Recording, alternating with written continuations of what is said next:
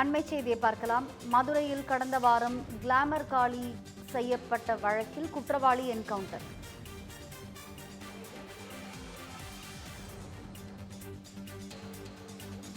Rowdy glamour காளி கடந்த வாரம் 4 பேர் கொண்ட கும்பலால் வெட்டி படுகொலை செய்யப்பட்டார்.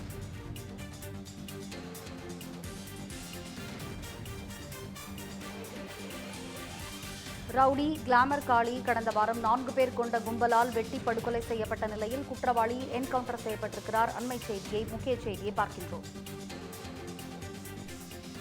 விவரங்களை வழங்குகிறார் செய்தியாளர் தங்கதுரை. தங்கதுரை, வணக்கம். கிளாமர் காளி கொலை வழக்கில் குற்றவாளி என்கவுண்டர் குறித்த விவரங்களை விரிவா வழங்குங்க. மதுரையில் தற்பொழுது துப்பாக்கிச்சூடு சம்பவம் நடைபெற்று அதில் சரித்திர குற்றவாளி ஒருவர் காவல்துறையால் சுட்டுக் கொல்லப்பட்டிருக்கிறார். மதுரையில் கடந்த 2 வாரங்களுக்கு முன்பாக வெள்ளக்காளி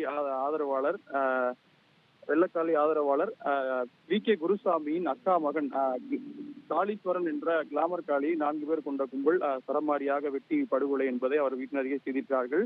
தொடர்ச்சியாக தொடர்பாக 7 பேரை அவரது தாய், அதாவது வெள்ளைக்காளியின் தாயார் உட்பட 7 பேரை காவல்துறையினர் கைது செய்திருந்த நிலையில் இன்றைய தினம் தொடர்பாக மேலும் 3 குற்றவாளிகளை கைது செய்ய காவல்துறையினர் சென்றபோது சிந்தாமணி அருகே இருக்கக்கூடிய பகுதியில் காவல்துறையினர் அந்த குற்றவாளிகள் தாக்க முயன்றதன் காரணமாக தற்காப்புக்காக போலீசார் என்கவுண்டர் செய்திருக்கிறார்கள். இந்த என்கவுண்டரில் தொடர்ச்சியாக பல்வேறு குற்றங்களில் மொத்தமாக அவர் மீது 20க்கும் மேற்பட்ட கொலை மற்றும் கொலை முயற்சி உள்ளிட்ட பல்வேறு வழக்குகள் நிலுவையில் இருக்கக்கூடிய சுபாஷ் சந்திரபோஸ் என்ற ரவுடியை காவல்துறையினர் சுற்றி என்கவுண்டரில் படுகொலை என்பதை செய்திருக்கிறார்கள். தொடர்ச்சியாக இதில் மேலும் 2 காவலர்களும் அதே போல அந்த குற்ற சம்பவத்தில் ஈடுபட்ட 2 காயமடைந்திருப்பதாகவும் தகவல் வெளியாகியிருக்கிறது. ஆனால் முழுமையான தகவல் தற்பொழுது வரை வெளியாகவில்லை. அந்த நேரடி காட்சி, அதாவது சம்பந்தப்பட்ட அந்த துப்பாக்கி சூடு நடைபெற்ற இடத்தில் அந்த காட்சிகள் தற்போது நீங்கள் பார்த்துக் கொண்டிருக்கிறீர்கள். பல்வேறு பகுதிகளில் காவல்துறையினர் சட்ட ஒழுங்கு பிரச்சனை காரணமாக துப்பாக்கி சூடு நடத்தி வரக்கூடிய சம்பவம் என்பது தமிழ்நாடு முழுவதிலும் அரங்கேறி வருகிறது. பல்வேறு காவல்துறை மீதான வன்முறையிலும் அதே போல மதுரை மாவட்டத்தில் கூட நீங்க பார்த்திருக்கலாம். சமீபத்தில் உசிலம்பட்டி அருகே காவலர் தலையில் கல்லை போட்டு கொலை செய்யப்பட்டார். இது தொடர்பான குற்றவாளிகளை கம்பம் பகுதியில் காவல்துறையினர் கைது செய்யப்படும் போது கூட ஒரு துப்பாக்கி சூடு நடைபெற்று அவர் உயிருக்கு ஆபத்தான நிலையில் பல்வேறு மருத்துவமனை அனுமதிக்கப்பட்டு தற்போது அவர் ராஜாஜி அரசு மருத்துவமனையில் அனுமதிக்கப்பட்டு சிகிச்சை என்பதை பெற்று வருகிறார். காவல்துறையினர் பல்வேறு குற்ற சம்பவங்களை தடுக்காமல் தொடர்ச்சியாக குற்ற சம்பவங்கள் நடைபெறுகிறது. அந்த குற்ற சம்பவங்களில் இருந்து காவல்துறையினர் தற்காத்துக் கொள்ளும் விதமாகவும் இந்த தொடர்ச்சியான அந்த என்கவுண்டர் என்பது தமிழ்நாடு முழுவதிலுமே நடந்து வருகிறது. இன்றைய தினம் மதுரையில் என்கவுண்டரில் வெள்ளைக்காளி குரூப்பை சேர்ந்த ஒருவர் சுபாஷ் சந்திரபோஸ் என்ற 25 வயது தொடர்ச்சியாக பல்வேறு குற்றங்களில் ஈடுபட்டு வந்த பிரபல ரவுடி சுபாஷ் சந்திரபோஸ் காவல்துறையினர் என்கவுண்டரில் சுட்டு வீழ்த்தப்பட்டிருக்கிறார். அந்த நேரலை காட்சிகள் அந்த சம்பவ இடத்திலிருந்து பார்த்துக் கொண்டிருக்கிறீர்கள். ரம்யா, விவரங்களை விரிவாக சம்பவ இடத்திலிருந்து வழங்கியமைக்கு நன்றி தங்கதுரை.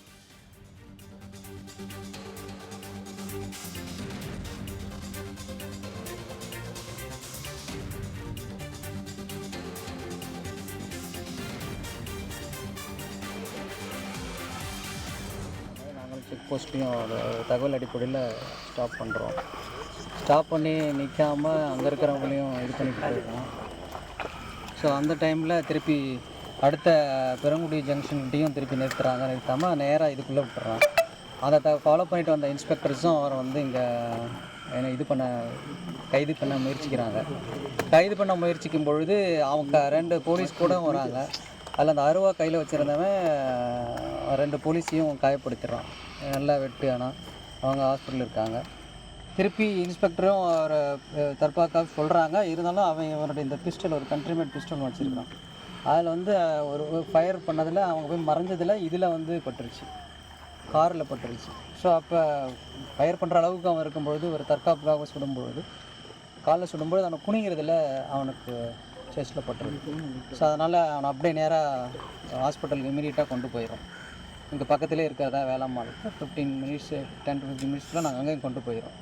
அவங்க கொண்டு போயிட்டு பார்த்துட்டு சொல்லியிருக்காங்க. ஸோ அதனால் ஜிஹெச்சுக்கு கொண்டு போய் ப்ராட் டெட் சொல்லியிருக்காங்க.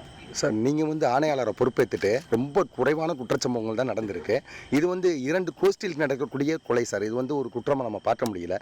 ரவுடிகளுக்கு நீங்கள் இது சொல்லக்கூடிய வார்த்தைகள் என்ன? அவங்கள எப்படி இருந்துக்கணும்னு நினைக்கிறீங்க ரவுடிகள்? இனிமேல் ரவுடியில் தலை கூட்டினா மதுரை மாநகரத்தில் ஆணையாளர் என்ன விதமான நடவடிக்கைகளை எடுப்பார்? அதாவது சட்டத்தின் அடிப்படையில் நடவடிக்கை எடுக்கிறோம். இதை வந்து அவருக்கு வந்து எல்லா காஷனும் கொடுத்துருக்கு. எல்லா காஸ்ட்டும் கொடுத்துருக்கு அவனை சட்டத்திற்கு முன்னாடி உட்பண்றது. பட் அவன் வந்து ஆய்வாளரே தாக்க முற்படும் பொழுது செல்ஃப் டிஃபென்ஸில் பண்ணுறோம் என்ன இதுனா இந்த மாதிரி இருக்கும்பொழுது கடுமையான நடவடிக்கைகள் எடுக்க வேண்டிய சூழ்நிலை இருக்கிறதால கடுமையான நடவடிக்கை எடுக்கப்பட்டது.